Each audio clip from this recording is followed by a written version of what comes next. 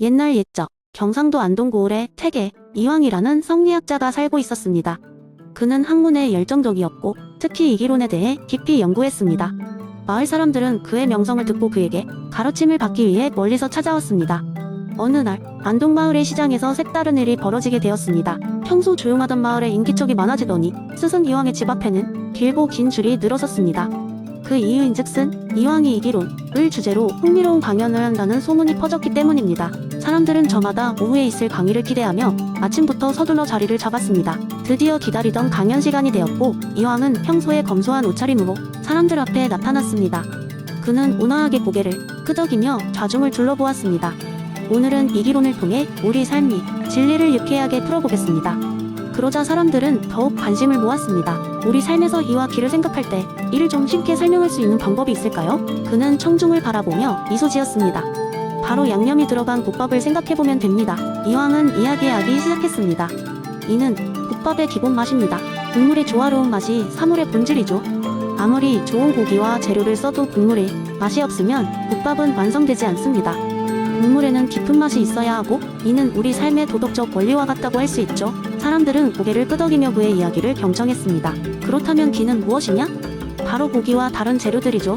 고기, 파, 마늘, 그리고 양념들이야말로 국밥을 다양하게 만들어줍니다. 이는 변화와 다양성의 요소입니다. 이 재료들이 있어야 국밥이 더욱 맛있고 생동감 넘치죠. 어느덧 사람들은 국밥이 생각나 침을 꿀꺽 삼키며 그 이야기를 상상했습니다. 이황은 말을 이었습니다.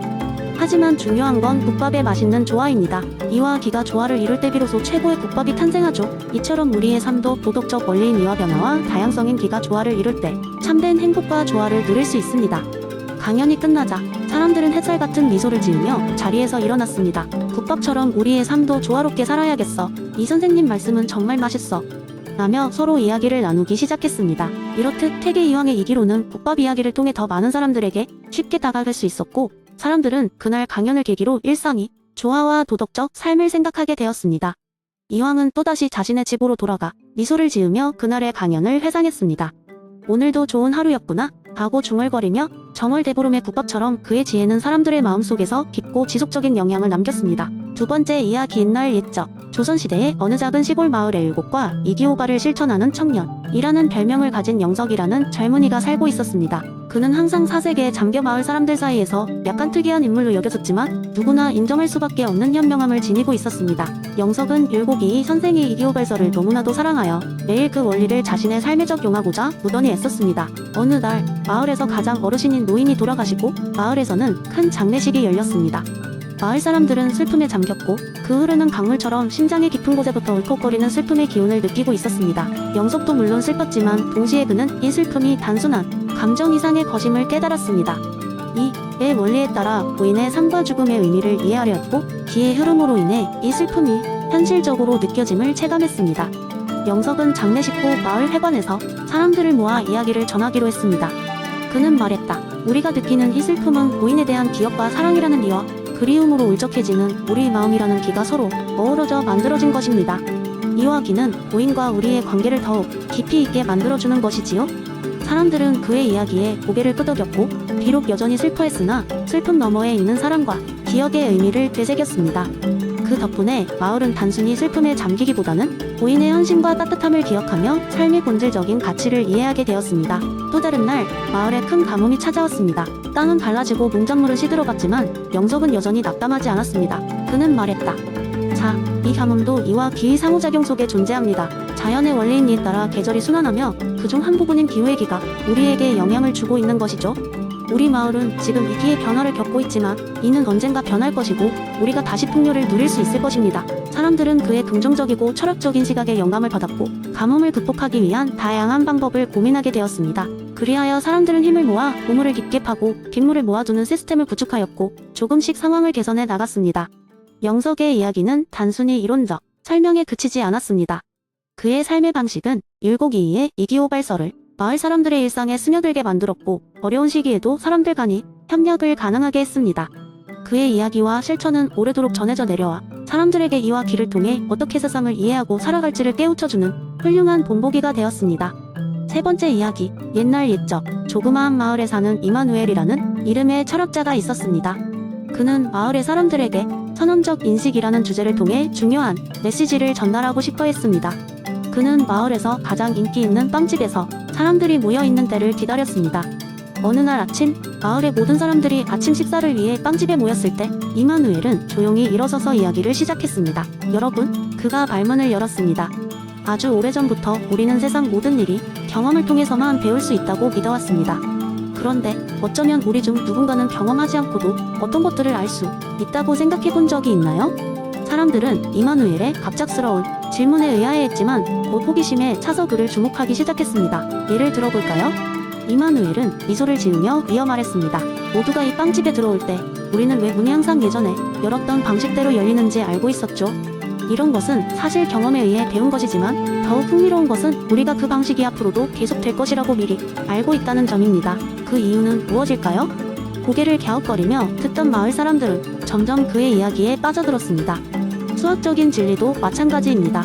2 플러스 2는 4라는 사실을 우리는 경험 없이도 알 수 있죠.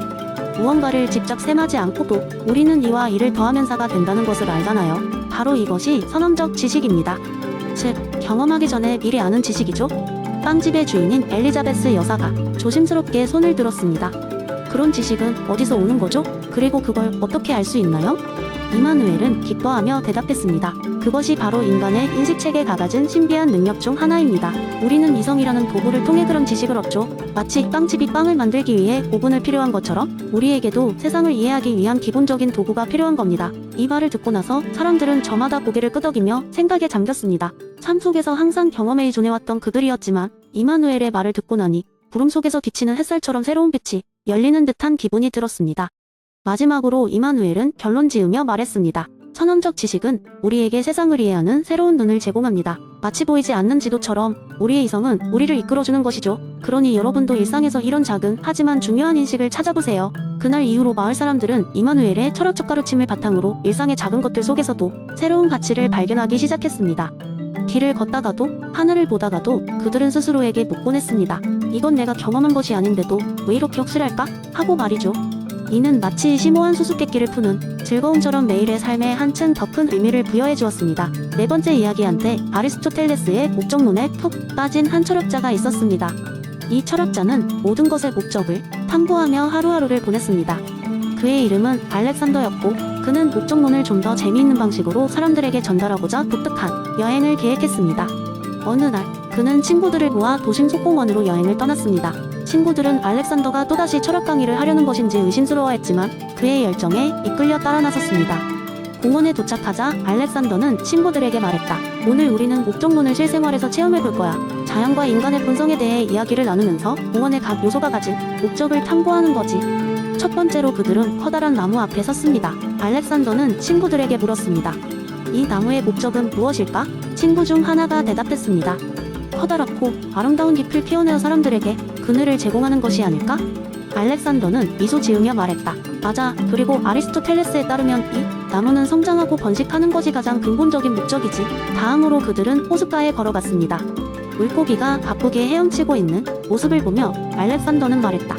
저 물고기들은 어떤 목적을 가지고 있을까? 다른 친구가 대답했습니다. 아마 먹이를 찾고 생존하는 것이 목적일 거야. 알렉산더는 고개를 끄덕이며 말했다. 그래, 생명체는 본능적으로 생존을 추구하지. 산책을 계속하던 중 그들은 벤치에 앉아 휴식을 취하던 노부부를 만났습니다. 알렉산더는 노부부를 가리키며 속삭였습니다. 저분들의 삶의 목적은 뭐라고 생각해? 이번에는 모든 친구가 조용히 깊이 생각하다 대답했습니다. 행복하게 함께 많은 시간을 보내면서 인생을 즐기는 것이 아닐까? 알렉산더는 한참을 생각하더니 대답했습니다. 맞아. 그리고 그분들에겐 사랑이 커다란 목적일 거야. 아리스토텔레스가 이야기한 행복과 덕의 추구처럼 친구들은 고개를 끄덕이며 그 말에 동의했습니다. 마침내 그들은 공원의 끝에 도착했습니다. 그리고는 오늘 탐구해본 모든 것들이 어떻게 각자의 목적을 지니고 살아가는지에 대해 감명 깊게 토론했습니다. 알렉산더는 결론을 내리며 말했다. 모든 것에는 그 자체의 목적이 있고 우리는 그것을 발견하며 배울 수 있어. 목적론은 단순한 철학적 개념을 넘어서 우리가 주변 세계와 서로 다른 존재들과 교감하는 방식을 알려주지. 그날 이후로 친구들은 일상에서 어떤 사물이나 상황을 만나든지 그것의 목적을 생각해보는 습관을 가지게 되었습니다. 그리고 알렉산더의 특별한 공원, 여행은 모두에게 자연과 인간, 그리고 철학을 잇는 특별한 기억으로 남았습니다. 이를 통해 목적론은 더 이상 먼 고대 철학자의 이론이 아닌 우리 주위 삶에서 발견할 수 있는 흥미진진한 이야기로 자리 잡게 되었습니다.